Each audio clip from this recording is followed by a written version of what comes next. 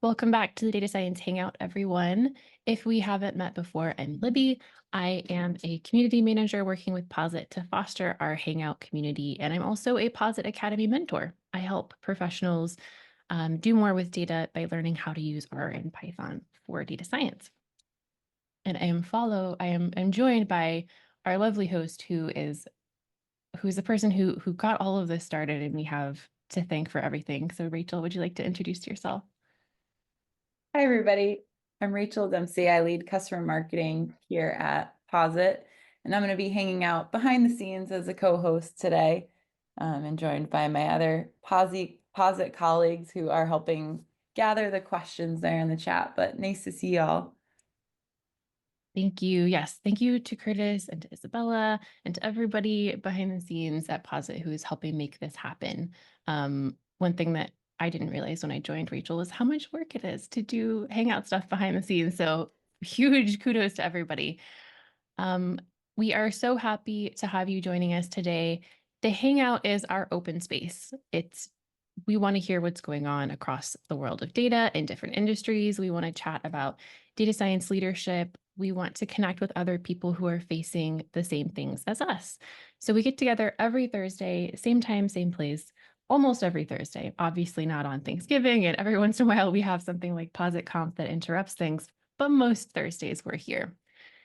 If you are watching this recording on YouTube and you want to join us in the future, go down in the description. There's going to be details on how you can add it to your calendar, and then you can join us live on Thursdays. I want to say thank you to everybody who's made this the friendly and welcoming space that it is today. We are super dedicated to making it stay that way. So if you have feedback about your experience you'd like to share with us anonymously, good or bad, or maybe suggestions for topics to dive deeper on, Rachel is going to share a Google form in the chat. There it is, where you can leave feedback. And you can also always reach out to us on LinkedIn as well. Okay, so this is the part where I tell you this is led by you. This is a community-led discussion. So we love hearing from you, no matter your years of experience, what industry you work in, your title, your language that you work in, or no language at all. We really want you to ask questions and connect with each other in the chat. So the chat is your space to do whatever you would like with. It's usually so much fun. I would talk about your role, talk about where you're based, make sure you include your LinkedIn link or a link to your website. Also, feel free to share any jobs that are being posted in your organization that you're hiring for. And then also, if you are looking for a role, please let people know what you're looking for so that we can help connect you with hiring positions. There are 3 ways to jump in and ask questions today. And share your own experience as well. If you just have an anecdote to share, you can raise your hand on Zoom. We will jump in and call you. You can put questions in the Zoom chat. Feel free to put a little asterisk next to them before or after. If maybe you are somewhere loud, like a cafe, or your mic doesn't work, we can read your question for you. Or you can ask anonymously in Slido. So Isabella just put the Slido link in the chat there, and we will check that throughout and get your questions asked. I also encourage you, as you're introducing yourselves in the chat today, to let us know whether or not you've ever worked in a Data for Good initiative, whether or not you've ever volunteered in a Data for Good initiative. We're going to be talking about that a little bit today. I'm very curious. So get your questions ready for that. All right, I'm so excited to be joined by our co-host today, Sebastien Ouellet. He is a staff developer at Kinaxis. Sebastian, welcome. We would love to hear a little bit about you, what you do, and then also a little bit about what you like to do for fun outside of work. Sure. Yeah. Welcome, everyone. Yeah, you can call me Seb, everyone. And I'm based in Ottawa. I grew up in Quebec and went to Ottawa for studies. I've done studies in physics and then cognitive science, and then landed in computer science. My work typically in cognitive science was really about like computational modeling. And I then moved back to Ottawa, between Montreal and Ottawa, then started working as a data scientist, then a data engineer, then as a machine learning developer, and really it's very similar work across all those titles. It's just different companies like different titles. And yeah, so in terms of what I've been doing across those years, I guess just to give a bit of context too, I guess I've been in industry for about nearly 10 years now.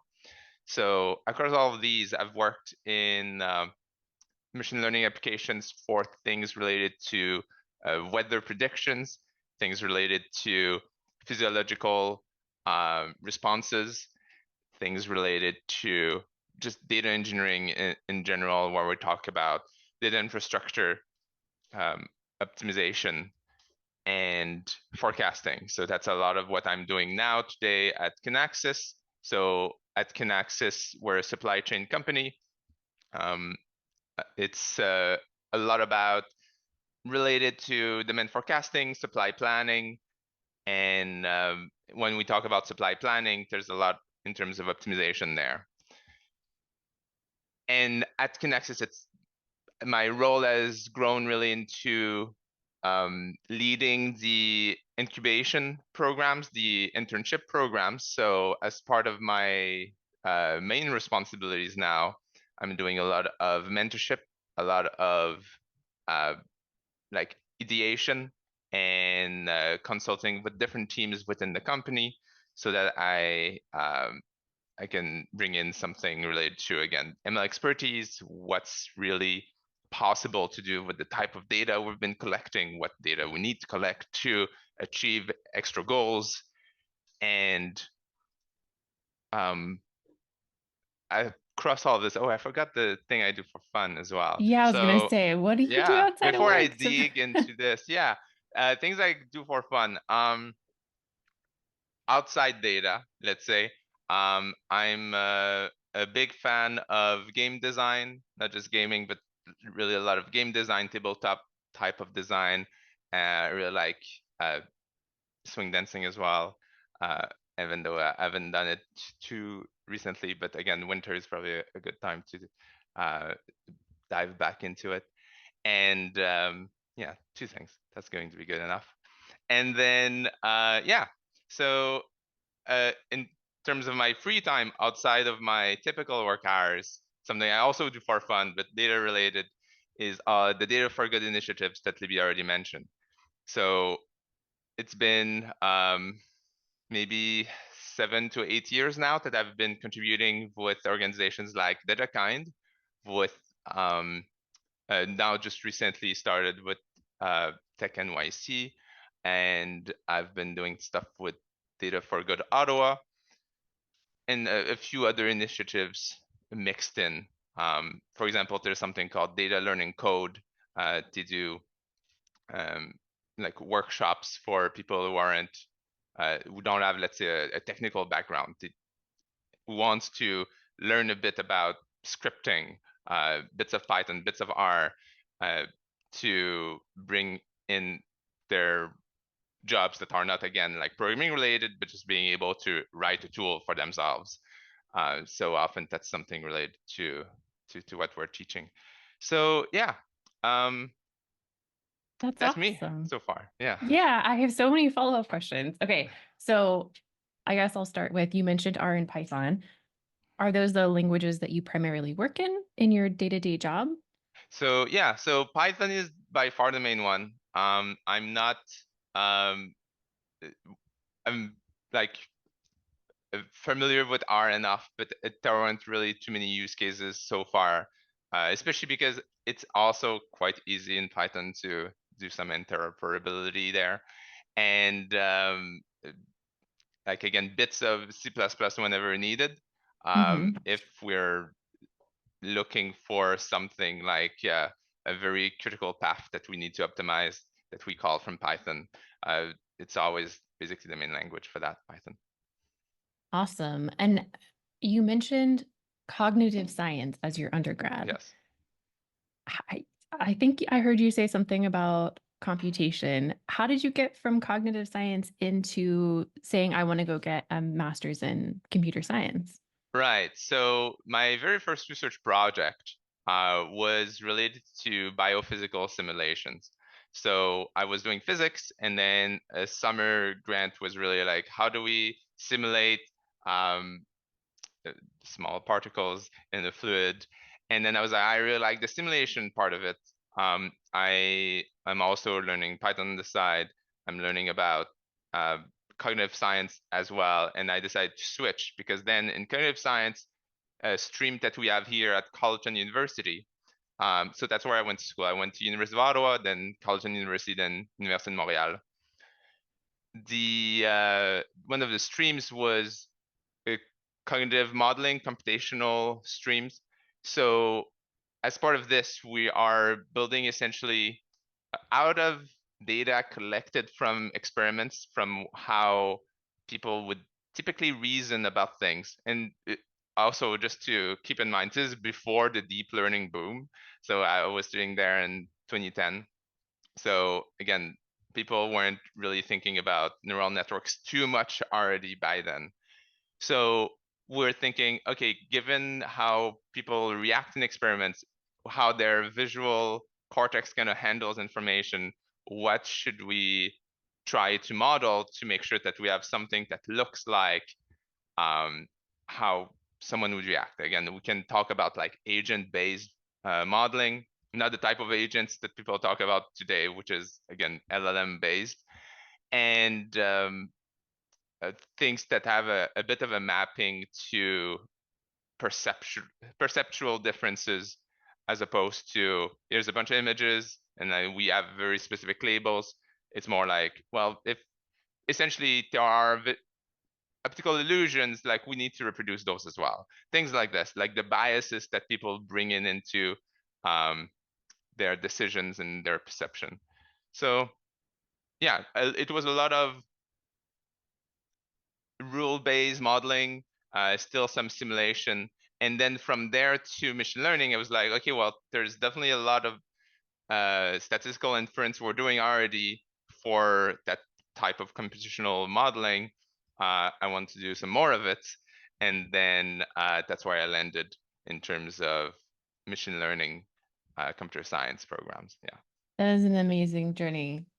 I feel like we have a lot of people in our group here who are in the sciences and who have like gotten to machine learning or computational stuff in general through science, and they bring so much to our community and to the open source community. So that's amazing. I wanted to ask, you mentioned mentoring and mentoring being a really big part of what you do.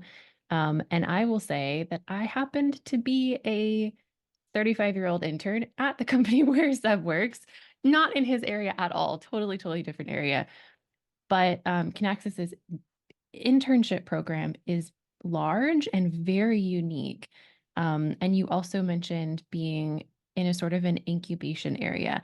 And I know that when we've talked before, you've mentioned that your interns don't work on existing projects. Yeah. Can you So talk about that? one of the main things that we like to do is always give options to the interns. So a number of interns are reporting to me now, and on their first week, I make sure that I have always a list of projects, ideas that we believe are interesting, that we don't know how well they will work eventually, but we know there's something to start with. We have some data somewhere potentially. Sometimes part of the project is just collecting data from external sources or producing it.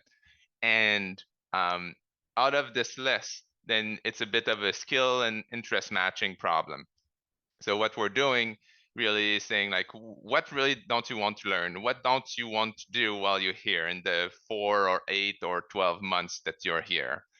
And what do you want to learn? What do you feel familiar with? And then they pick projects.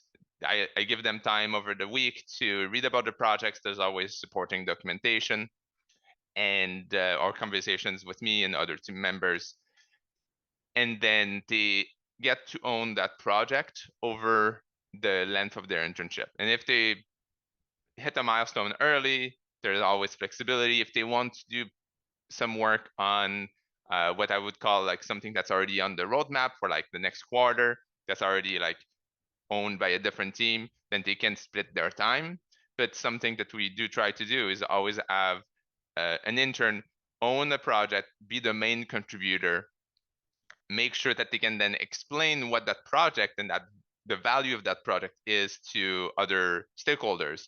So we have them interact with product managers, with directors, and VPs often.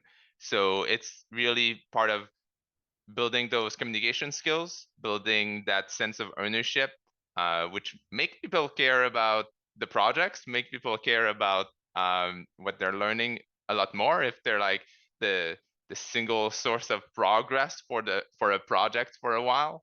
And then we always try again to support them with other full-time team members, myself included, and doing a lot of meetings across essentially the internship.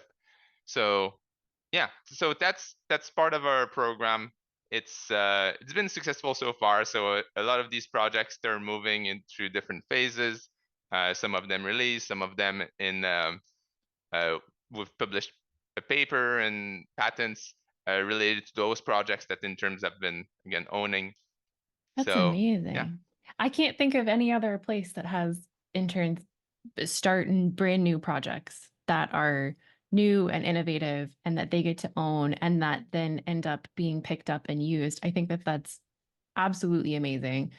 And we have a couple of people, since we're talking about mentorship and interns and all of that stuff, there are a couple of people in the chat who are looking for mentors. I had an amazing mentor at Kinaxis who happened to be a director of machine learning engineering. And even though that's not the area that I was interning in, like the opportunity to do that is so amazing. So if you have the chance to be a mentor for somebody or mentee, I highly suggest everybody here. I have been a mentor myself as well, and there is a reverse mentoring experience that happens when you mentor people, for sure. So have you found that that's true? Like you learn a Yes. lot from your people you mentor?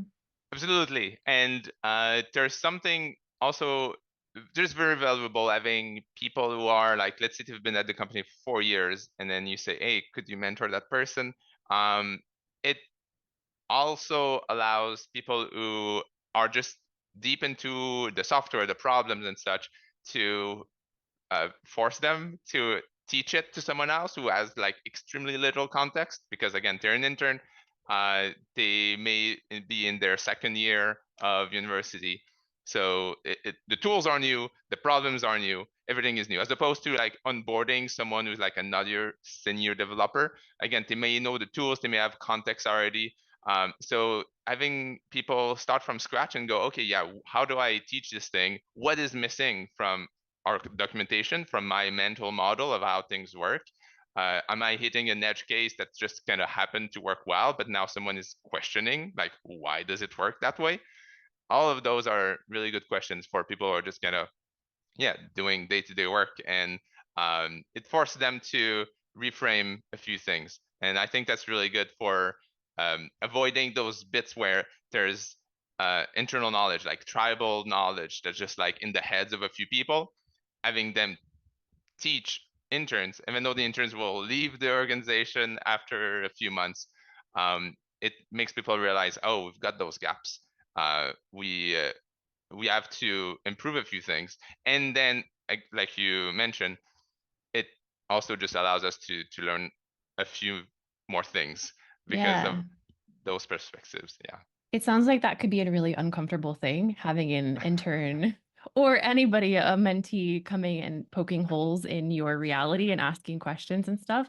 But it's so valuable. And I think that that is a really, really valuable thing for anybody who's writing documentation. Get people who don't understand your product or whatever you're building to review your documentation and try to do whatever it is so that they can poke all the holes in it, because you need all of your assumptions to be tested, right?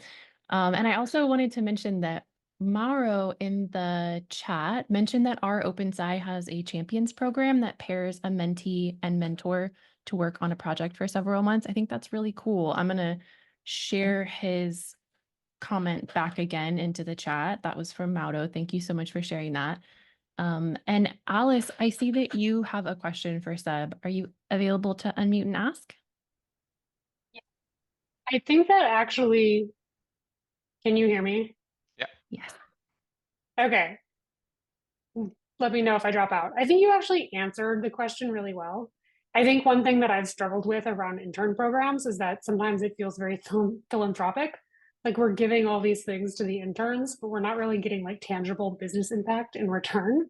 But I think you just did a really good job describing that that's not the case and that you find it's very valuable for the mentees and the mentors and then also the business. So that's all. Thank you. Yeah, Seb, anything to add to that? One thing that's also good to keep in mind is even beyond like those interpersonal bits, keeping good records of those things that the interns do, even if they work only on a project for like 3 months, it's just a case of making that visible to people, keeping an idea of keeping a list of the ideas, saying like, here's what we've been trying over the last few years, and here's what they would allow us. Like, this is something that is valuable, even though it's not in the product. It's just again an incubation project. Product managers, people who interact with customers, they might say, hey, do we have ever investigated this thing? And then it's easy to go, well, an intern did this, so it's not in the product. It looks like maybe it was wasted work until we got this question, but now we have a very quick answer, as opposed to going to say, well, we'll need to find the resource, start it, design something. Now we can just say, here's the demo. We've got something like recorded for 30 minutes. We've got slides. We've got a conference page and a GitHub repo. It's all kind of already there. So people can quickly go, hey, I would like to learn about this problem. Even other full-time members, what's been happening is that an intern worked on a thing, and then one of the small components of it is useful for a different project altogether. And they say like, how can I learn about this thing? And I go, oh, well, just look at this one file. And then it will actually tell you about like something like, it could be as simple as Monte Carlo simulations. It could be as simple as querying a different database that people aren't that familiar with. It's just those components that, as long as you have good enough records, then it's easy to spread that knowledge. Nice. So it sounds like knowledge management is part of this. It's like they're building resources for everybody as they're working on their projects, which I think is fantastic. Okay, well, I feel like I've been asking you so many questions about mentorship and internships. I think that it would be great to have just one more and then move on. And that one more is, are there traits that you see in the people that you mentor, in your interns, that you see associated with success again going on in the organization or success in their projects? I will caveat this by saying like everybody succeeds in their own way. There is no one way to succeed, but what are some things that you've seen people do well? So one important thing is being willing to communicate, often early. It's not really a case of like I mentioned how they own the project, and it's easy for someone to fall back to, okay, I own the project, I'll give an update once a week and then that'll be good enough. I see a lot of success when people communicate their successes every single day. They say, I've done this today and that worked out, that didn't work. And then I go, sure, like the thing that didn't work, and you still got time. And then that communication, that constant rapport between like the intern, anyone really, I say intern here, but that's what I've seen across lots of people, across our organization. The more communicative you are, the better it is. And how you communicate, that can be very different. That can be tailored to the people. So if it's just like a few lines in MS Teams, good. If it's a few screenshots, a recording, if it's just a call that you have a few times a week, just about this. Again, anything kind of works. If it's just like PRs, you say, hey, here's my GitHub PR, can you review it? Essentially, all of those just allows people to like stay on track, allows people to again spread the knowledge, because people know what you've been working on. You could do great work, but then people aren't exactly aware of it because they're just not able to see it. And until the very end, let's say. And then suddenly they have got lots of questions, but it's too late because it's already the end of the internship. So that's important. Being curious is this trait that I always it's one that we literally interview for, I could say. Being very curious about, again, I mentioned like interns poking holes into, let's say, different architectures that are already established. That's something that's always a good thing, because it's very easy for people to just keep working in specific way, and someone who's curious will say, well, I really want to know like the why it's been done this way, as opposed to accepting it and then falling into this thing where there's a bit less innovation, because again, we're just following a track as opposed to diverging.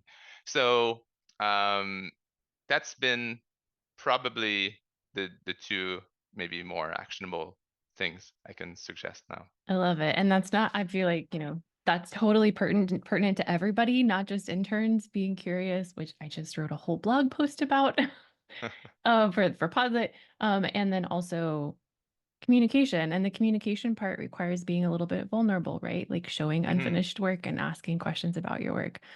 Yeah. The one thing I always do as well with every intern, I do like a one-on-one every week. And that one-on-one is their space to provide feedback and ask questions. It's not necessarily, hey, how is your project going? It's really more, how is your internship going? Like, what am I doing that's maybe lacking or not lacking, or I'm doing too much? What is it that you're missing from, let's say, your environment? And then we can talk about the project. But it's always giving like this space. Again, when you mentioned being vulnerable, it's it can be scary for people to just go in and like there's a group chat, there's like 20 other people, and they might not want to just raise a question or anything like this. So having just always this placeholder every week, being able to do this. And then we also have a weekly meeting with all the interns and other people, like interns from different teams, full-time members from the AI/ML team, and then they just present their work in a very casual manner, just every week. And then having those 2 meetings a day, 2 meetings a week, at least, where people kind of get to talk and they know they have a time for talking, I think has been pretty helpful as well. Awesome. And I have a kind of on this subject of vulnerability and needing to have a sense of safety and stuff. There's a question in the Slido, which is not super specific to what you do, but I think that there's a part of it that you can talk about. So the question is, how does someone who's never contributed to an R package get started to do that? And it says, I think people call it a PR request. So yes, a PR is a pull request. And I think that it would be great to talk about how to get started contributing to anything where like your output or your contribution is public. Right. Yeah. So one thing that I can provide some bit of context before answering that specific question as well. So across the work that I've been doing for Data for Good, one project that I'm maintaining specifically is open source. And then I'll mention what's lacking from it for people to be easily contributing to it, even though you could, and what projects typically do. So one thing that you can do is read the contribution guidelines. So for every R packages, Python libraries, anything that's like, again, an open source software, if it's big enough, they'll have contributing guidelines and development guidelines. So that will basically tell you what the workflow should be. The typical workflow is that you'll fork the repo and then create your change and do a pull request from your forked repo to the main repo. And then that will go into that list of pull requests on the original repos. And then that it mechanistically, it's that simple. Now, how to make sure that your PR is going to be valuable and read by others and not just decline immediately. Again, those contributing guidelines, they're really important because they tell you like if you need to add specific types of tests, how you need to integrate it with specific components of the software, and you'll just need to be careful about like a checklist often. So this is really part of the problem. And then you should look at the issues as well that are open on GitHub, because typically, especially something as big as scikit-learn, tons of issues. And then those are basically tickets that often people triage already for you. So some great projects, they say something like beginner friendly. So if it's like your first time touching this piece of software from a development point of view, or if it's your first time contributing to open source projects, then look for those labels. You can look at the list of labels and see like, okay, that's an easy one, that's a quick one, that's a beginner friendly. People will typically label those.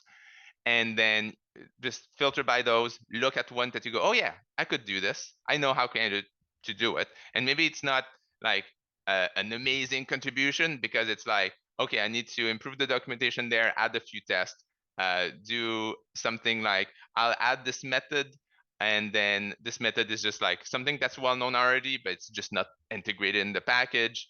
So those bits where you kind of know you can succeed at it before trying to engage with the whole rest of the workflow, right?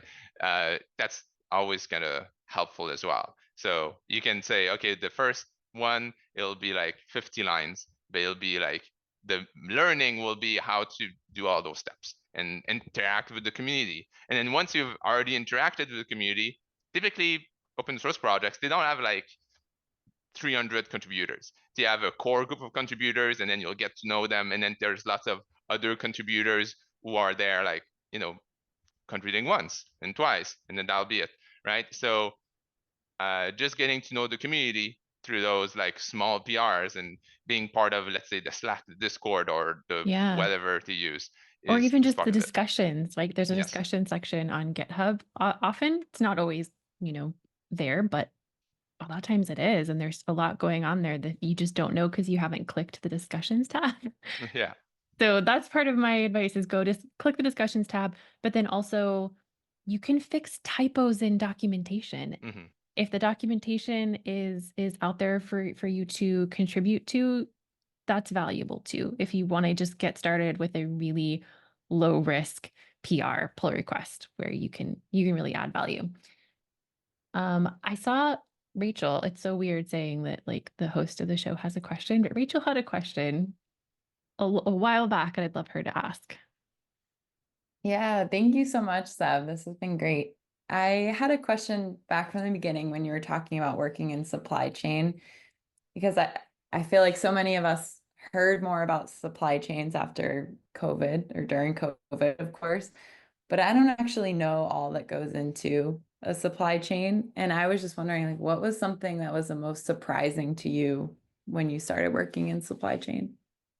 Most surprising. So one surprising thing is that you would think that there is a lot more automation for things related to supply chain.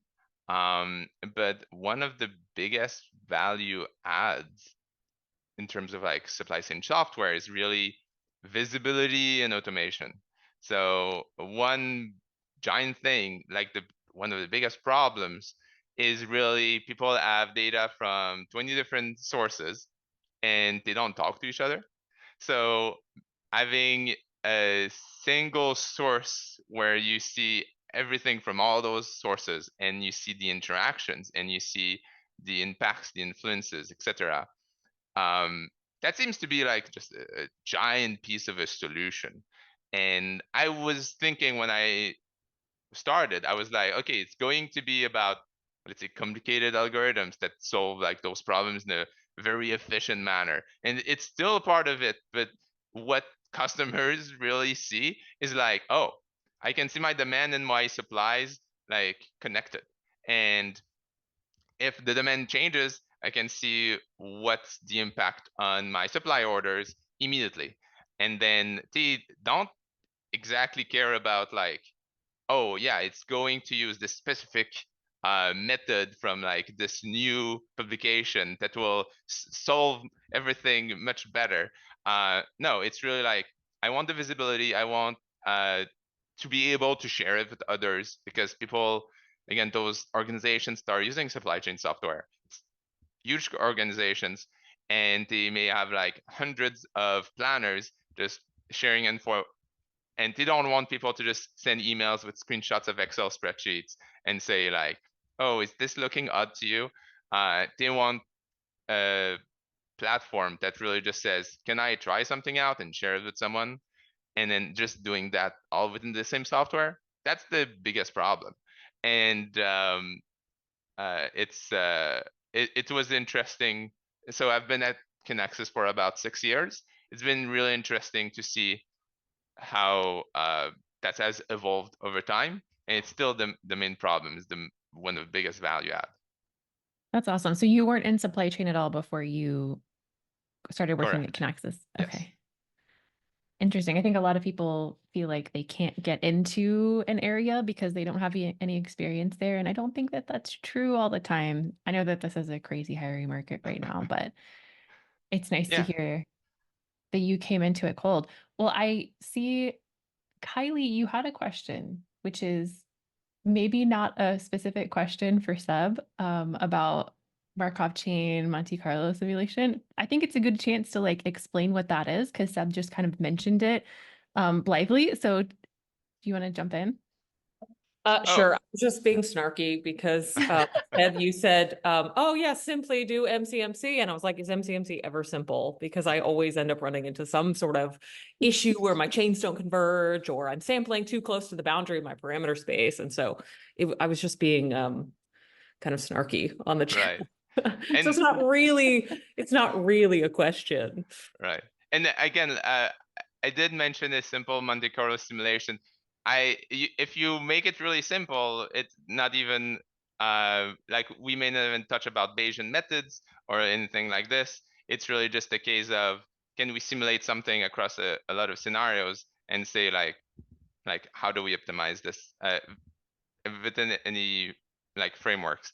So yeah, you can make it pretty simple just because Monte Carlo is a very generic term, as opposed to caring about like your samplers and caring about your, either using Stan or PyMC3 or anything like this. There's lots of ways to do it in a very incremental way if you're trying to learn. But yeah, it's very flexible. So not exactly simple. It's not, there's never one way to do it well, typically. It's a nice reminder that words like simple or easy can be really relative terms based on who is saying them and what their background is. I see a question in the chat from Aitor. Do you want to hop in and ask that? And hopefully you were there. You are. Hey. Yeah, hi. Do you guys hear me? Yes. Okay. So, like that's my first time in here, so I'm really happy to be here. Thanks for having me. Welcome. We're happy you're here too. Thanks. And so yeah, right now I'm an intern in supply chain here in Brazil. So right now I'm dealing with this problem. So you mentioned like you work with like you have, for instance, sales, or you want to minimize something. So when you're working with optimization problems, I face the problem where you need to optimize two metrics. So like there's an error for your forecasts, and there's like the total inventory, for instance. So I felt that's really difficult using and really to find material on that subject on how do I deal with those sort of problems that doesn't seem to have like a straightforward solution, especially because I'm an intern. So yeah, so like I'm using right now, currently I'm using like Optuna and Python, but I felt like that not having a background in optimization, I'm kind of lost on like I'm just telling the like I'm just telling Optuna, okay, minimize this metric and minimize that metric, and then it kind of find the optimal solution, but I have no idea what's happening under the hood. So like my question is, do you guys on the industry, it's really necessary to like sort of like reinvent the wheel with new techniques, or like the techniques available right now, they're sufficient to tackle those kind of problems, like Optuna, for instance? Yeah, so the way I see it is that it's rare that we really have to reinvent the wheel in that case. So current tools are typically really good, and it's always more, not always, it's often more valuable to learn about the tools some more and spend some time experimenting with it rather than go and say, oh, it doesn't exactly do what I want, so I'll just build it myself again. So for things like, let's say you're talking about commercial solvers, like there's Skip, for example, as an open source solver in Python, and Optuna, that's a very different type of optimization engine. So with Optuna, because you mentioned it, things like multi-objectives, again, you can do it in two ways. You can have a single objective that's a lot of sub-objectives with different coefficients, or you can use the multi-objective framework that they have, where you suddenly keep a lot of candidate solutions depending on the value they bring to those different objectives. And it's a really good idea to, like specifically to your case, to look at the progress as you have a solution getting found by your process. You can inspect the progress, and then you can look at what they call the Pareto front of your solutions. So if you have a very hard problem, it might be why you're having some trouble like making sense of those solutions. But you can always start with a very simple problem that you kind of know how it should go, and then get more familiar with what's going to lead to better solutions. Because if you have a simple solution and you know it should find a simple problem, and it should find a simple enough solution for it, and then with your tool you're not really reaching it, there's probably something to learn from this small use case. And then you can try the real business problems and go, what about, okay, now that I've applied those strategies that seem to work well for the simpler problems, I'll see if that changes anything to that more complicated one, and then build that expertise with the set of tools. And then again, if you're looking at something like Skip, where you have to do, let's say, a linear formulation, like a linear programming type of formulation, then that's very different. But again, it's that's where it's a little harder to set up typically, but it's also not applicable to all problems, as opposed to something like Optuna. And I don't know if I'm answering your question specifically enough, though. No, Yeah. that's good. I think that the best solution and suggestion here is break your problem down into something that's very, very small and the simplest possible representation of your problem, and solve that. And once you're able to solve that, then add onto it or add more volume to it. It's the best suggestion that I've ever gotten from anybody as I was learning, and I now teach it to other people. Well, that was a fantastic question. Thank you so much, Heitor, for coming and asking a question. And I wanted to kind of slide into talking a little bit more about data for good, because I think that this is something a lot of data people have wanted to know more about or understand how they can help, how they can get started. And like, do you have to be an expert to be, volunteering for a data for good initiative? So what would you say to people who are kind of hesitant to jump in? Right. And that's honestly the biggest thing I hear here. So when people go, oh, how did you get start? How did you know you could solve those problems? The truth is, like, I don't stop myself from thinking, oh, am I familiar enough with the problem to try to get involved, or do I have the skills? Do I have the familiarity with the methods? I just let the project tell me if it's very complicated or I need more time to learn about something. And then it's typically much better to just jump in and then learn while you're trying to solve it, as opposed to stopping yourself from even applying or contributing or connecting with others. So often, and again, like you mentioned, I didn't have supply chain experience before I started. For my 2 previous positions, I didn't have any experience in the domain as either. So when I mentioned something like weather products, like weather prediction products, I didn't have any meteorological specific knowledge before, but then I learned it on the go. And the same thing for data kind, for example. Like I started doing optimization work there, and I didn't have any experience in there before. Some of it was about data quality assessments in healthcare data. Again, I didn't have any healthcare data specific knowledge. I also looked at a few problems related to specifically like routing problems, again, optimization related, and lots of stuff there was very new.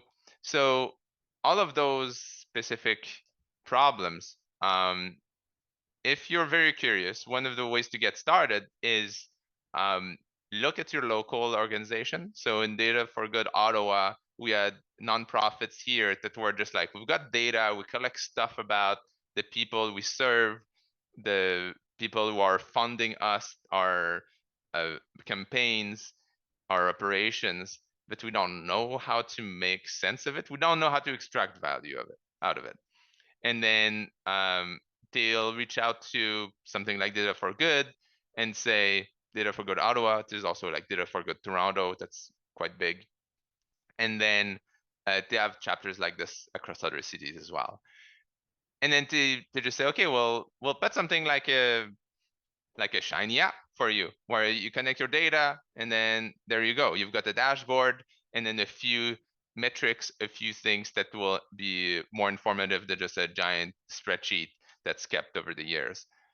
And that's probably the easiest thing to do.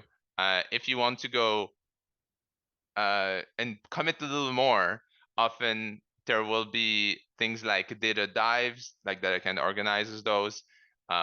There are call for volunteers across other organizations where they say, hey, just you have to kind of apply, but overall, it's just to do a bit of skill matching.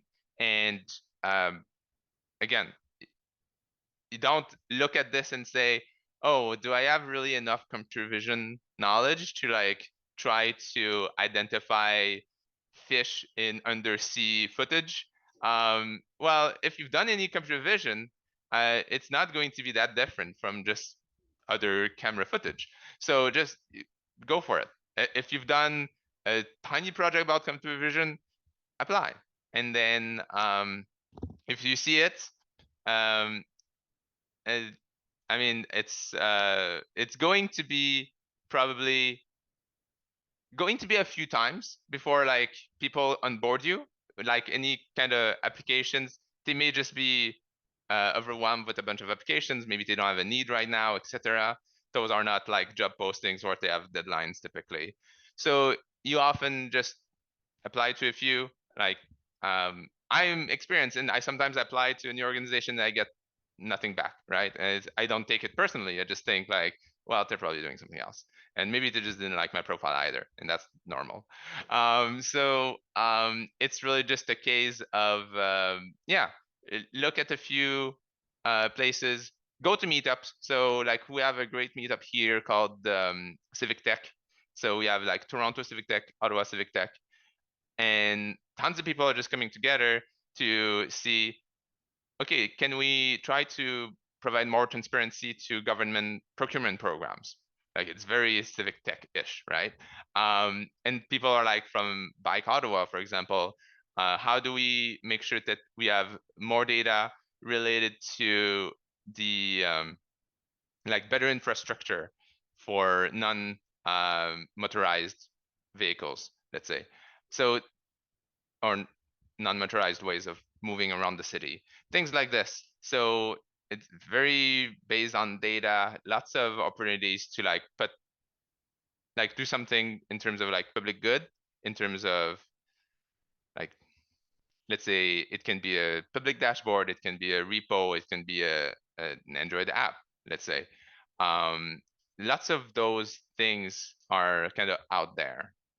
One thing I could mention too, in 2 weeks, there's going to be a DataKit event for healthcare related issues hosted by DataKind. So if you Google DataKind DataKit event December, you can subscribe, and then there'll be a GitHub repo where you can just contribute. It'll be like very similar to the open source flow we discussed earlier. So if you want to dip your toes into it, and that's just an open application, like if you click register, you'll get in and you can start looking at the data they have, look at the problems they have. They typically have a list of issues, and then people will be able to comment on your work, and you'll see what else is doing, what else everyone else is doing. That's awesome.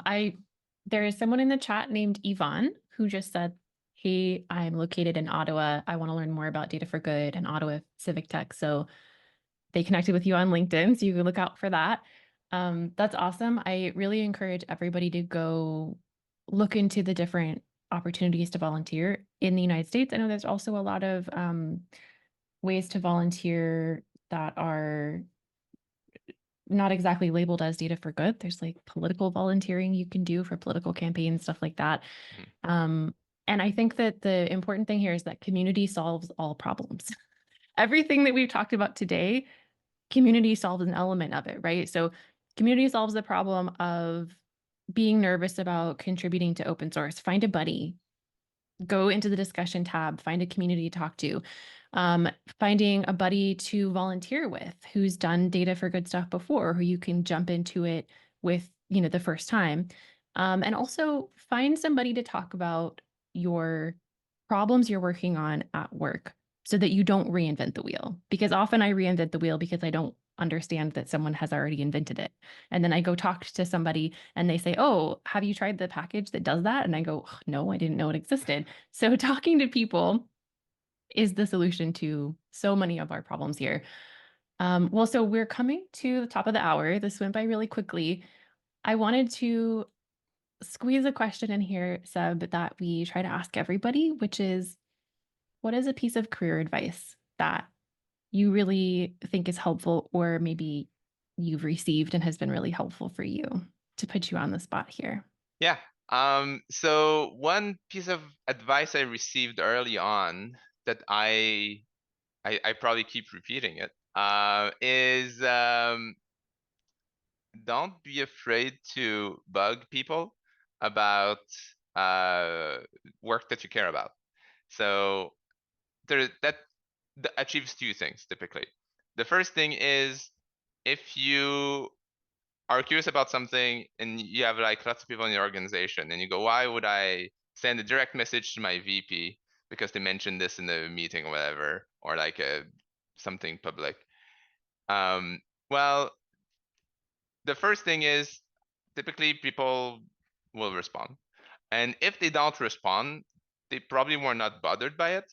It's not like really, it might look scary to just send direct messages to people who seem like outside your sphere of typical interactions. And it's just a good thing to remind people that maybe you're waiting on something from them. Maybe you have just questions and people will just answer them, even though you thought that maybe they didn't know you existed, things like this. So I know that typically for making things work, you kind of need to remind others of a few things, especially if you're like caring about the project and then not a lot of people are caring about the project yet because it's part of your project. If you keep emailing people, again, nobody, like if I send an email that I don't want to reply to, it doesn't take much of my time at all. And on the off chance that some people you email go, oh yeah, no, I you know what, that's interesting. Then you start forming those connections. And that's why I say, like, you can bug people with emails. It's not like a phone call. You're not stopping people on the street. You're really just saying, like, here's a message. Let's see what happens. And it's how a lot of things kind of work in the end. Like, you have people aware of your project, and then people are forgetful.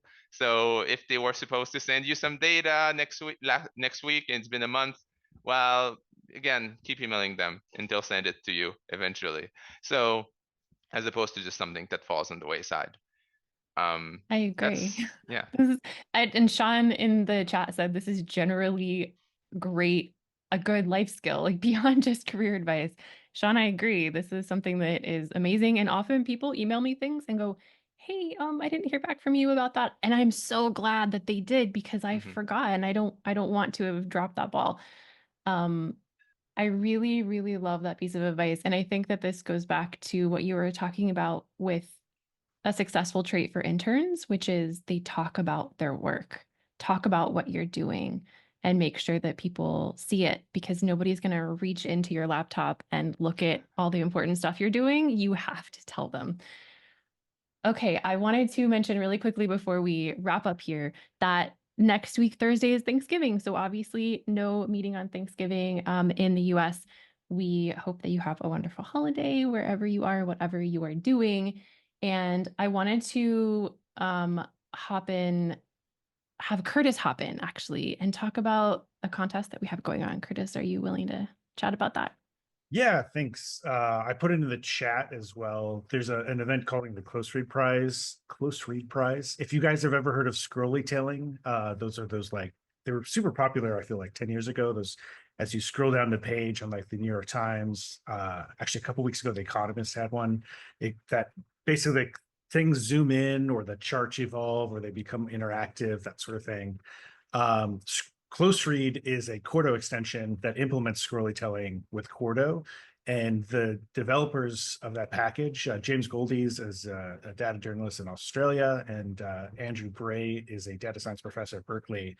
They released the package over the summer. They have a conference video if you want to learn more, and they just really love to kind of have people play around with it and, you know, maybe implement their kind of data-driven document that they've always wanted to exist.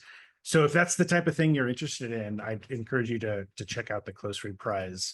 And the package is under active development. So if there's any bug, if there's any feature you think would be really cool to exist, you know, they are all ears for it. The deadline's December 15th. So it's this perfect, well, not perfect, but, you know, maybe if you have some free time, and then we may extend it to the end of January 1st. So it might be a good kind of holiday project. So yeah, encourage you. If you if you have a friend as well who like might be really excited about making kind of these data-driven documents, check it out. Awesome. Thank you, Curtis. Yes, we all know that like sometimes things grind to a halt in December. So if your weeks get slow, you have something to work on, and definitely go find James Goldie's talk from PositConf 2024. I hopped in right at the end of his talk and I missed it, and the chat was just going crazy. Everyone was so excited about it. All right. Well, with that, I will wrap up and say I hope you have a wonderful rest of your day. Seb, thank you so much for spending time with us. We had a wonderful time talking with you, and we'll see everybody back in a couple of Thursdays.